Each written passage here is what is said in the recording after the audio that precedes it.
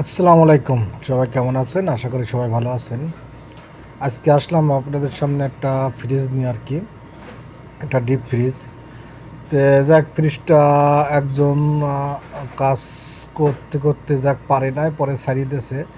তো ওয়ারিংগুলা এত এলোমেলো করতে হয়েছে যে ওয়ারিংটা আমি করতে যাই আমার খুব কষ্ট হয়েছে আর কি।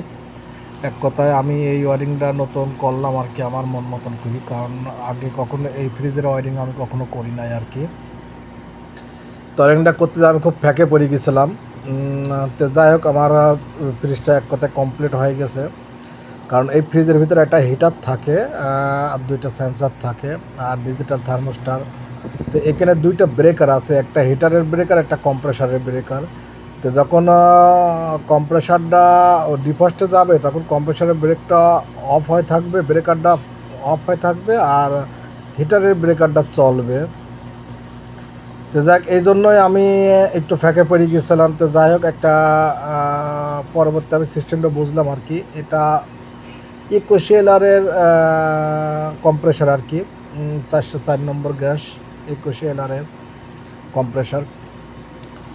তো যাক অনেক বড় কম্প্রেসার, যার কারণে এখানে ব্রেকার দিয়ে আর কি, কারণ ডিজিটাল থার্মোস্টার এত লোড নিতে পারে না এই জন্য আর কি।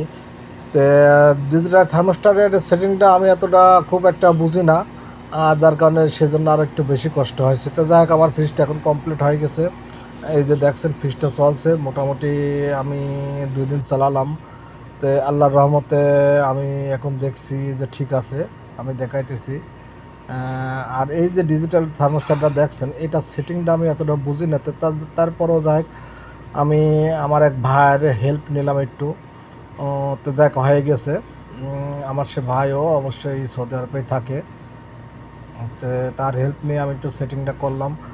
তো যাক আমার ফ্রিজটা হয়ে গেছে। এর ভিতরে যে আমি পানি রাখছি, এক কথায় এটা 8 ঘন্টা মতন রাখা হয়েছে, 8 ঘন্টা বা 12 ঘন্টা এরকম হয়েছে। পানিগুলো কত হার্ড হয়ে গেছে বরফ হয়ে। তো এর ভিতরে যে একটা ফ্যান আছে নন ফাস্ট সিস্টেম করা আর কি, ছোট্ট একটা কয়েল দেওয়া, নন ফাস্ট সিস্টেম করা ফ্রিজগুলো। তো এই ফ্রিজগুলো বেশিরভাগ হোটেলে থাকে, এগুলো স্টিল বডির ফ্রিজ আর কি, ডিপ ফ্রিজ।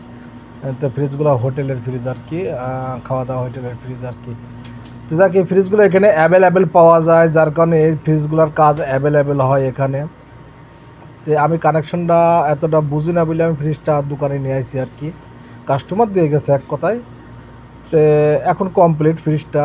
তে আমি 2 দিন চালা দেখলাম যে হিটারও লাইন দিচ্ছে, সবই ঠিক আছে। এখন ডেলিভারি দেবো আর কি, আর কাস্টমার আসলে পরে।